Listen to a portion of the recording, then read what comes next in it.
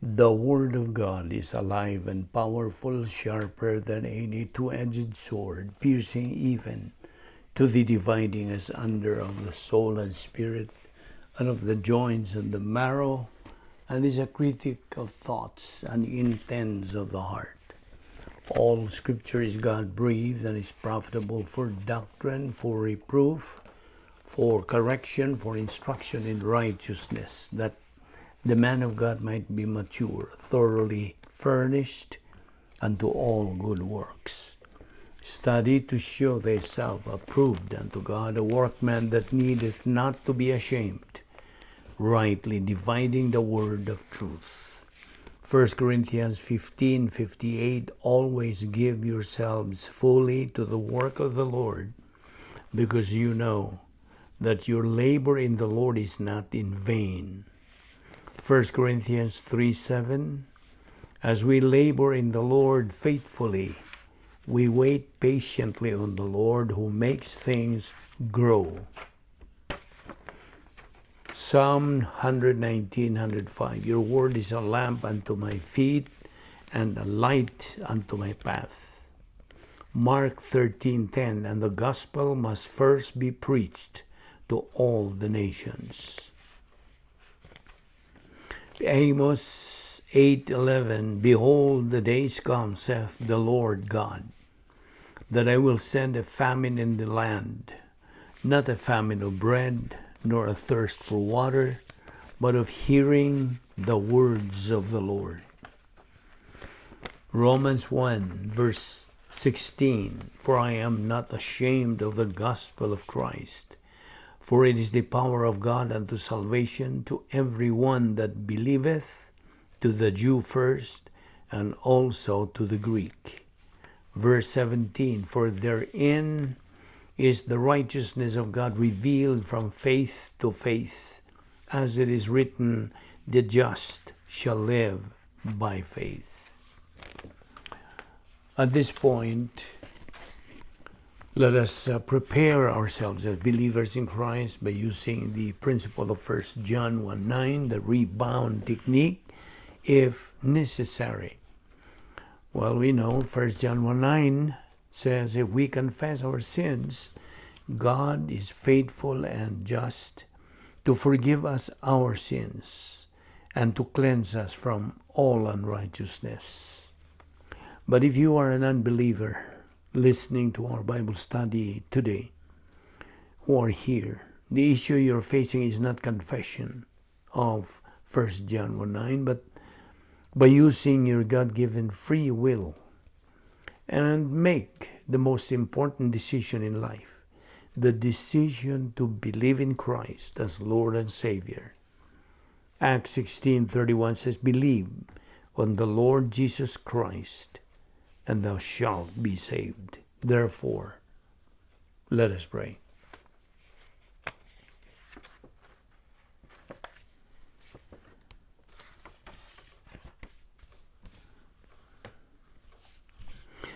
Father, we thank you for this new day once again, and for bringing us here to let us continue our spiritual momentum by taking in your word.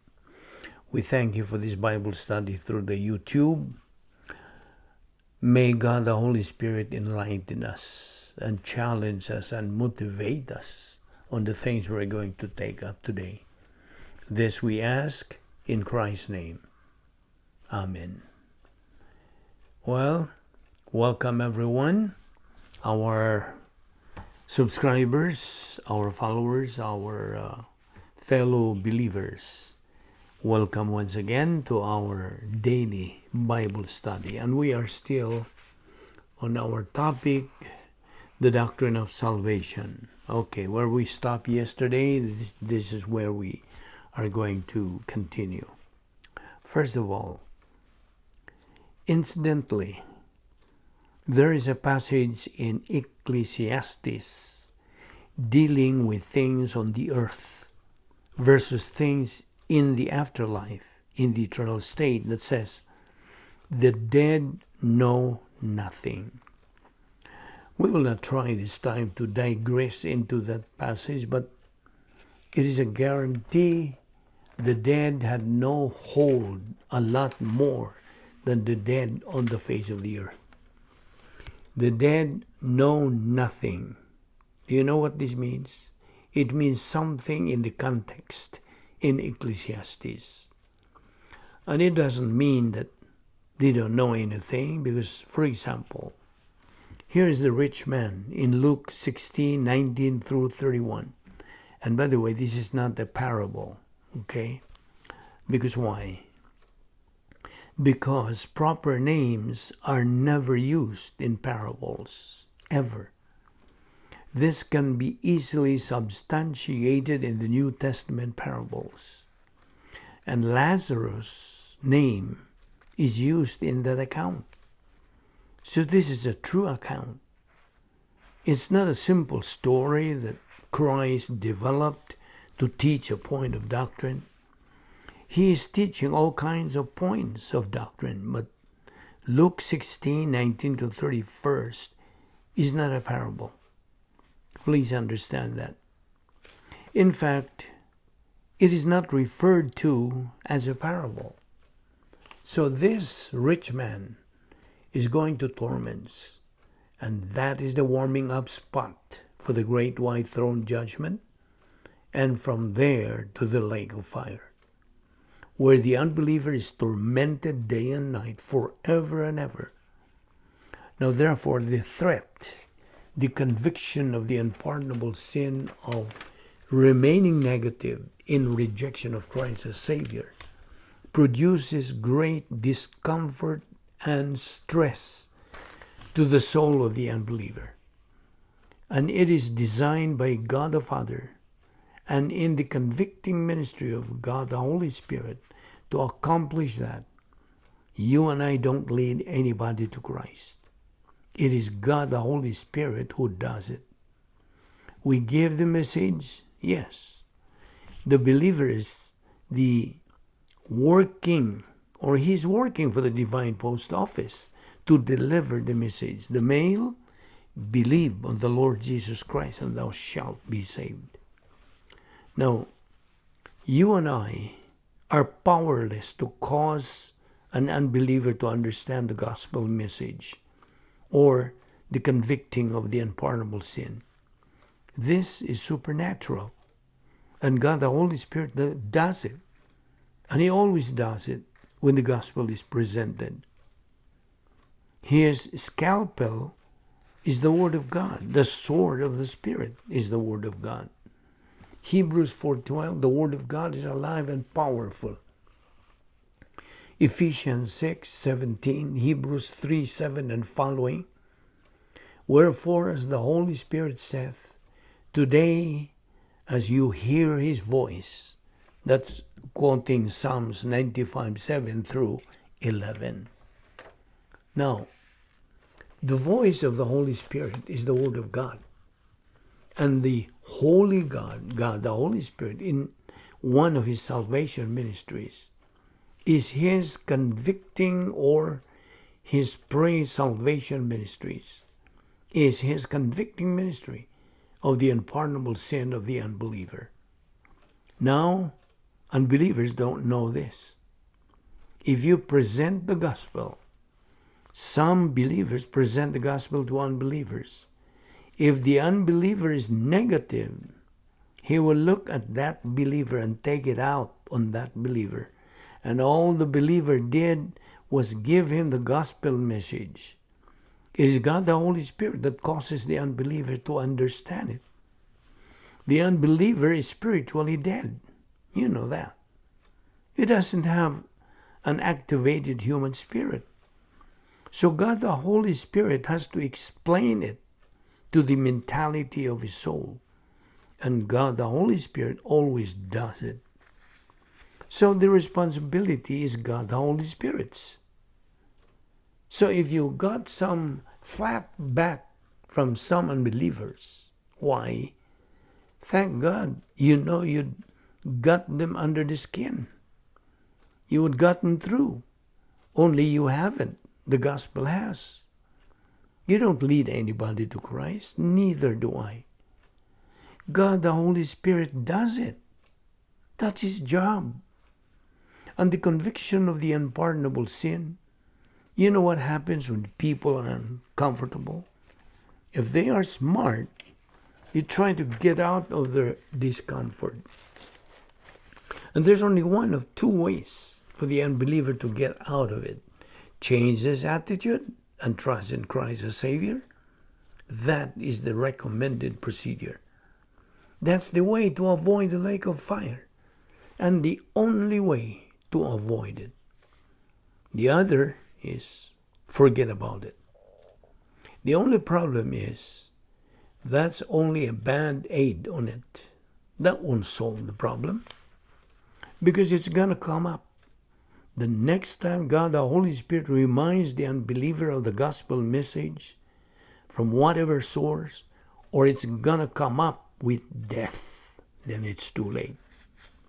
So, the knowledge of the unpardonable sin and the knowledge of the eternal punishment in the lake of fire are designed to bring about this positive change of mental attitude, where the unbeliever will change his attitude from a lack of desire to where he wants eternal life. And remember, as a believer in Jesus Christ, you don't have to put pressure on the unbeliever to make the decision. And don't ever try to put pressure on the unbeliever. It is God the Holy Spirit who uses the truth. That is what brings proper pressure. And by honoring and recognizing the freedom of the unbeliever, which freedom, the volition resident in his soul, to accept or reject Christ as Savior, you're assigning to him something that's already there. His freedom of choice. And by honoring it, you're placing the full 100% responsibility upon him. That instantly is already there. You're just recognizing the reality of it. You know, the greatest evangelist of all time had the worst attitude of all time, Jonah. He didn't want the people of Nineveh saved. That's why he ran to Tarshish and ran down to Joppa and got on a ship and tried to go to Spain. He's trying to run away from God. He said God is on the eastern Mediterranean and he is not in the western Mediterranean. He's an idiot. He just blocked out his whole knowledge of doctrine and trying to run away from God. Well, to avoid Nineveh, all he had to do was to stay home. Why try to run away from Tarshish to avoid going to Nineveh? But what Jonah was trying to do was to get this responsibility that God had put on him to go to Nineveh out of his mind. So the best way to do that is to go the other direction. But it didn't last long. 3 days and that's it. And he was back home again. This time he figured he better go. And he would give the message, and he did. And the whole city was saved. And Jonah was burning with anger about it. Well, interesting in Hebrew. It was evil, this situation of the salvation of 120,000 people. The inhabitants of the city of Nineveh was evil to Jonah. And he was intensely angry. He was burning with anger about it because they were saved. This guy is weird. Just weird. Angry because they have accepted Christ as their Savior. Flat out weird. And completely satanic in his observation in this respect. It's anti-biblical as he could possibly be. So God gave him a couple of wake-up calls along the way. Now, the discomfort of knowing what the unpardonable sin is, and the discomfort of being told that you're going to spend eternity in the lake of fire, telling this to an unbeliever is designed by God the Holy Spirit specifically and by God the Father, and by the Lord Jesus Christ, by the whole three members of the Godhead, to bring about a positive change of mental attitude. You see, if you read through the book of Acts and look at the history of evangelism in the first 30 years of the church, this is what always happened. The gospel is presented, unbelievers are convicted, some respond positively to it, and some respond negatively to it. But it's that conviction of the unpardonable sin, the convicting ministry of God the Holy Spirit, called Doctrine of Common Grace in John 16, 8 through 11.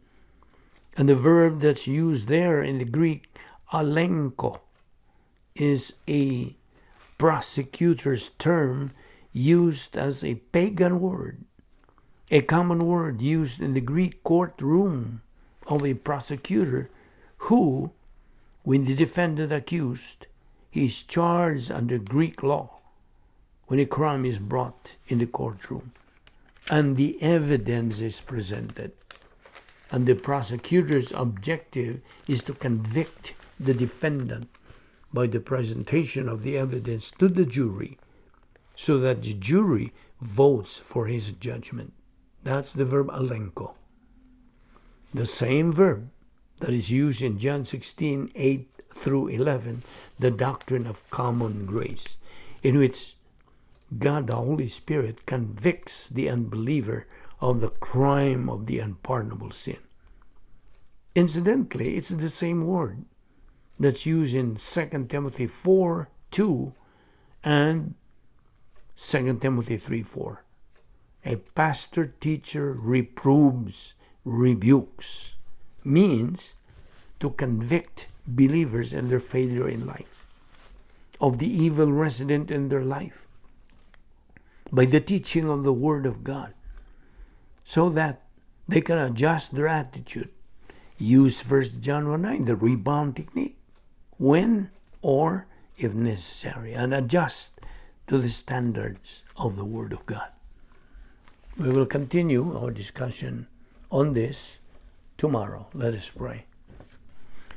Father, we thank you for the grace opportunity of fellowshipping in your Word today. May God the Holy Spirit motivate and challenge us to continue feeding our soul with your Word until we reach the stage of capacity for life, which is the pleroma stage. Thus, become winners in this present life and in the life hereafter. We now pray that what we learn in your Word today may become a blessing to our life. This we ask in Christ's name. Amen.